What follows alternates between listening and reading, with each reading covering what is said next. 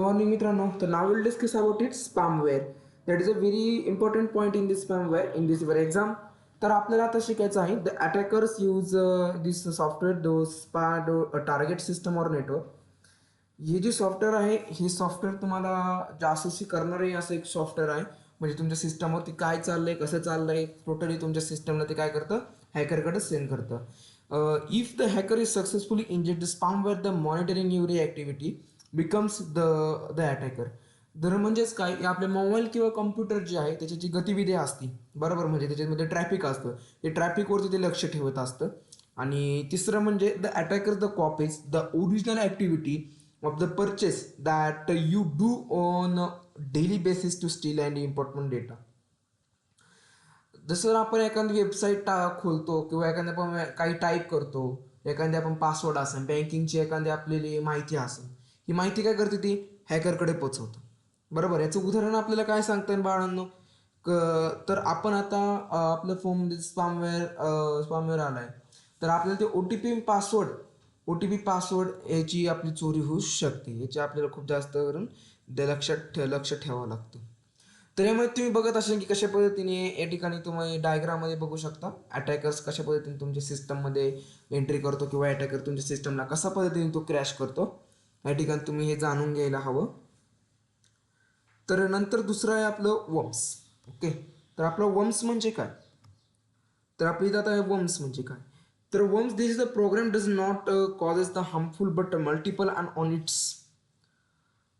तर हे इथं it is also harmful because if the can multiple continuously so event in actually take up the more than half over the space on the hard disk then the network and system gradually slow down become this.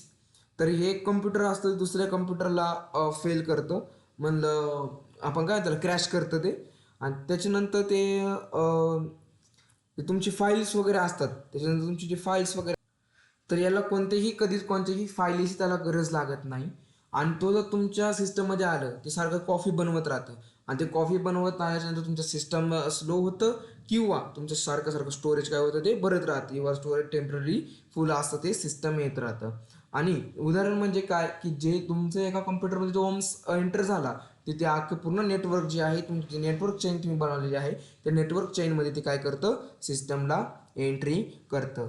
Now will discuss about it next point is the viruses. जसे the viruses तुम्ही आता ऐकलं असेल की व्हायरसेसमध्ये तुम्हाला काय शिकायचं असतं. Viruses that is a very important it is a harmful software of the damage system the documents. हे तुमच्या खूप हानिकारक सॉफ्टवेअर आहे तुमच्या सिस्टमला डॉक्युमेंट्स वगैरे ते काय करतं सिस्टमचं ते पूर्णपणे तुमचं काय करतं करप्ट करतं.